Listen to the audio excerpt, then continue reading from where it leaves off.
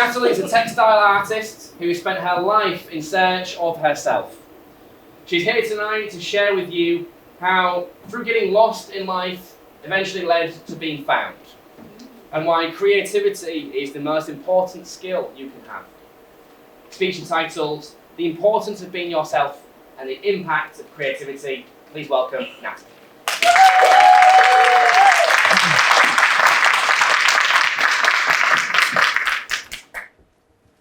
If I'm not myself, then who am I? If I am not myself, then who am I? Just for a moment, ponder that thought.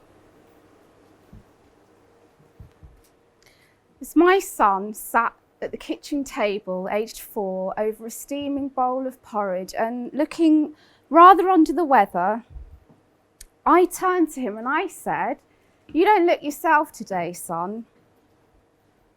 And he said, "If I'm not myself, then who am I?" And out of the mouth of babes falls this profound question, one that I felt so deeply within, because for a long time I'd felt completely lost. And it's taken me the best part of 40 years to truly understand the importance of being myself. Let me take you back a bit to my school days. I was amazing at creativity. I loved it, and I could stitch, draw, paint and sew, and it's kind of my thing, but that didn't really matter at school.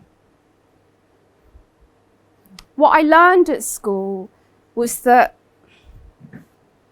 I was academically useless. If I couldn't turn what the teacher was trying to teach me into a picture in my mind, I just didn't get it. It didn't make any sense, and the result was that I felt completely hopeless. Aged 16, I went home. I had a string of failed GCSEs, and with an undesirable boyfriend in tow, I went home and I declared to my mother, "You are going to be a grandma." She obviously wasn't best pleased. By the time I was 17, I was a single parent to a small, beautiful being who I loved more than life itself. And we lived alone, and we kind of had to embrace life. We did embrace life. That's all we could do. We had no other option. I decided to explore my creativity. I went back to college and I studied fashion and textiles. I did painting, photography, and I loved it all. But I kept being told by the tutor, "You can't do everything. You've got to pick one thing." But I couldn't pick one thing. I wanted to do everything.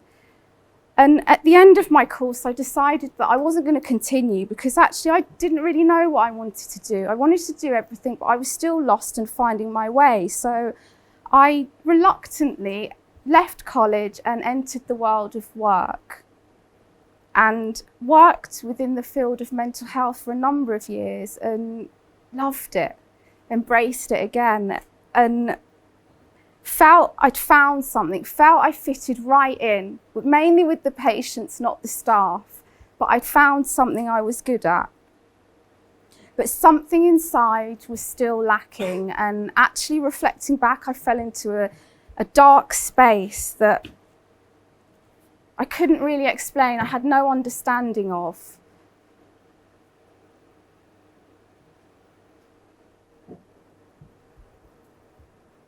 I sat there for a bit in my dark space,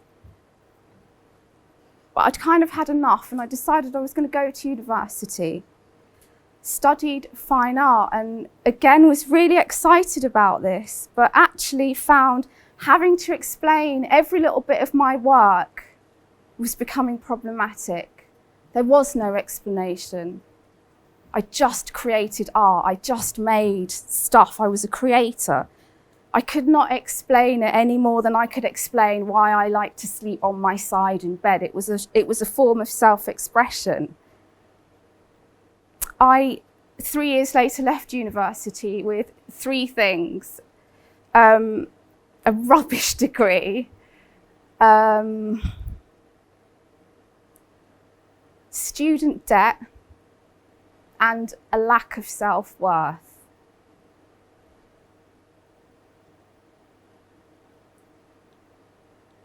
Fast forward, I came to Birmingham and I again was exploring what I wanted to do, and I hopped from job to job just trying to find something that fitted with me. And it didn't really work. I kind of still felt lost. I was hoping that there was going to be some point where I would go, this is it, this is what I'm supposed to be doing. And it didn't really happen. I was still exploring my creativity and working on that in my spare time. But I kind of looked at my work and thought, this is utter rubbish. What am I doing? My art is utter rubbish. And I stopped making, I stopped creating. And I found myself a single parent again to 2 children.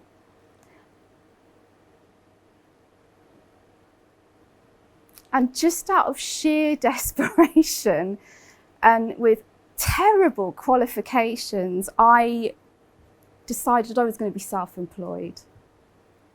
And I went on and I worked in the community, and actually I really kind of loved it. I loved that sense of pride that I felt. Making money off my own back, that felt really good, but still there was something lacking, there was something missing.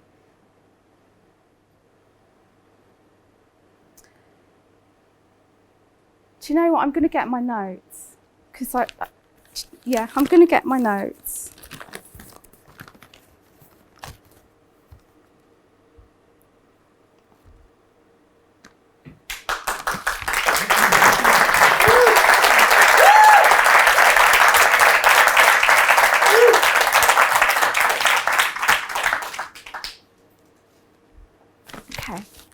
I'm ready.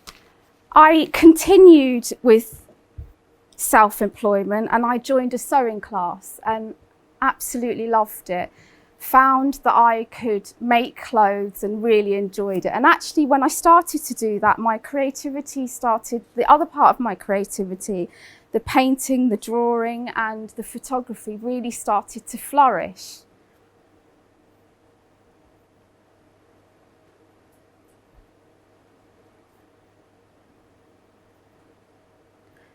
And one day, while I was clearing out my creative clutter, I came across a drawing I'd done 6 years earlier, a drawing of a dog, and I was about to throw it in the bin until my mum rescued it, framed it and put it on my wall, and I passed it every day with pride, and I smiled with pride at this picture that she loved.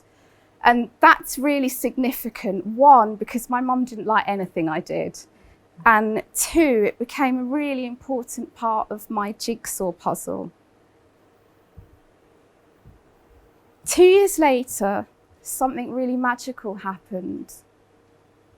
I woke in the small hours of the morning with a thought that filled my head. And I spent the next few days working on this idea, developing this idea.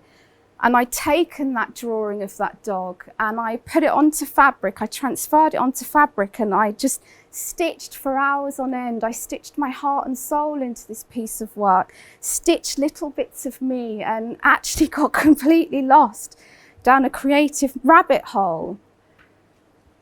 And I felt like suddenly there was a realization. Everything that I had been doing over those years creatively came together and made sense. None of it was wasted.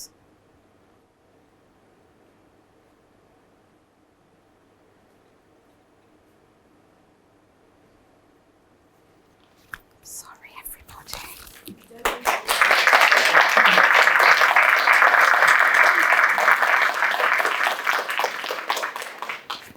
Once I allowed myself to be creative without needing to have an outcome, I'm going to do a Josh here with my notes, or a reason, it became a form of meditation. It quiets my mind. It stops the negative monkey chatter, the self-doubt, and actually makes me feel genuine happiness to my very core. It gives me self-confidence in who I am, who I'm supposed to be. With clarity, I can reflect back now and I can understand where that misery and that sadness came from. It came from not accepting who I was, not accepting the things that I wanted to do, and I was searching for myself in jobs that just really weren't me. And when I finally stopped thinking about what I wanted to do, when I finally got out of my own way, I realised that creativity is an innate part of who I am, and I need it as much as I need to breathe. I no longer feel the need to explain what I do, much like eating. It's a part of my daily life. In order to nourish my body and stay healthy, I eat well and I feed my soul with creativity. But creativity is something we all need, and here is facts as to why. Creativity reduces stress and anxiety. It is a contributing factor to living longer, and it makes for better problem solvers in all areas of work and life, as it promotes thinking outside the box.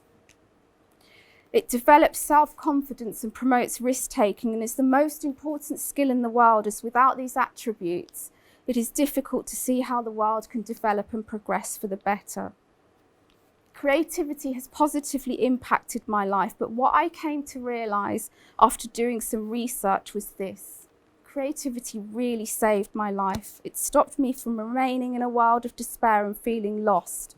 It gave me the skills needed to see things differently, to better deal with the uncertainty of my life, and to rely on my own resources, to bend with life, and to understand that there are many parts that make me who I am, and that's okay. If I'm not myself, then who am I?